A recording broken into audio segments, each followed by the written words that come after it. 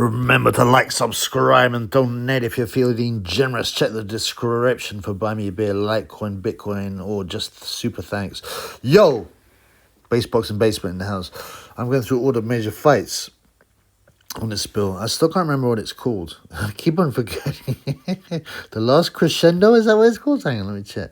I mean, that's such a stupid name. What's that about, the Last Crescendo? What does that even mean, blood? So, the big heavyweight fight on the bill. Probably the most interesting known, actually, is Zhilei Zhang. He's Agit Kabayel. The unbeaten Agit Kabayel. The underrated Agit Kabayel. He's unbeaten. 25 wins, 17 KOs. That's a reasonable KO percentage, just under 70%. They bill him as out of Germany. In fact, it's quite funny when the interview afterwards, hey, Germany have been waiting for a world heavyweight champion for a long time. Germany really want you to do this. What is your message to your German fans? And Agit's like looking at him going, you understand, I'm not really German. Like, that's my passport. He didn't say that, but he's Kurdish. They don't even have their own country. He's from, they want to have their own country. But yeah, obviously he lives in Germany, but he's Kurdish, man. Don't for 1 minute think he goes, hi, I'm German, I'm Germany. Guten Tag, So he beat Frank Sanchez by KO in 7. I won money on that. Aslanbek Makhmudov, I won money on that. That was a big one, 9-1. He's underrated. Those are basically the main two. He's beat majority decision against Chisora. Totally forgot about that. He beat Chisora, albeit close. He's got a few other names that are recognizable, but it's really the last two fights that really brought him to people's attention, and now he's got the big one, Zhilei Zhang. It's again for ridiculous. I didn't even realize this was the WBC interim world heavy. I mean, I know obviously. It gets so ridiculous. If he wins this, Zhilei Zhang will be able to say he'd been WBO, WBC, IBO, and IBF interim champion or something ridiculous like that. It's a joke, isn't it? But, obviously WBC wanted a sanctioning fee, but, and you can't say no. You say, nah, stick it in your batty hole. I'm not interested in no interim title.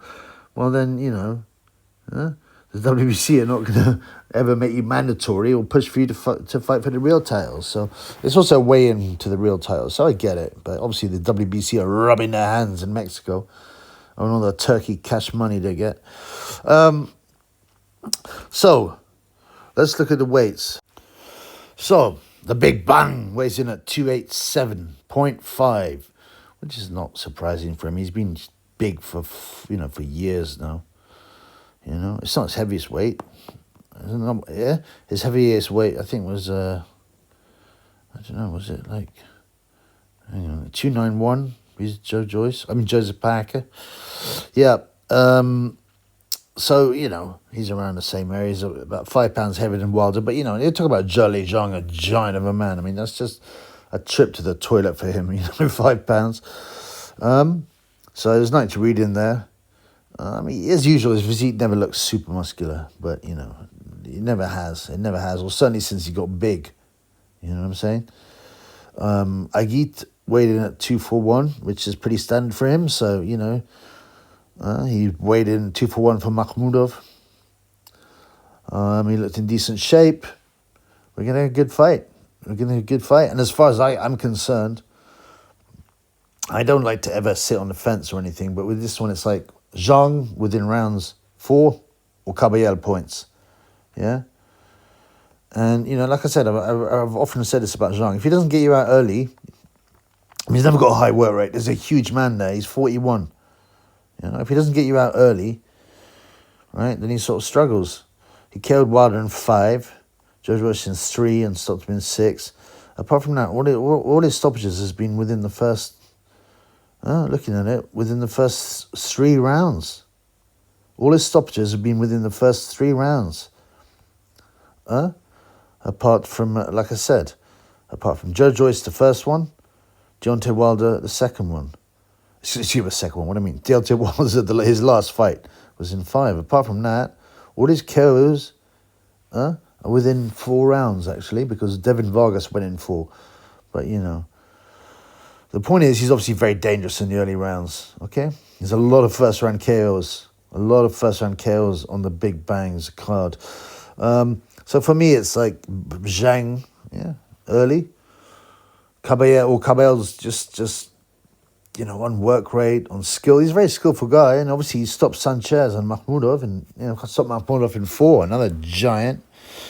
But Zhang's a lot better fighter than Makhmudov, you know, and probably a more dynamic puncher. I mean, Makhmudov knocked out a lot of guys, but I'd say Zhang has that sort of athleticism, and he's bigger, if you can believe that.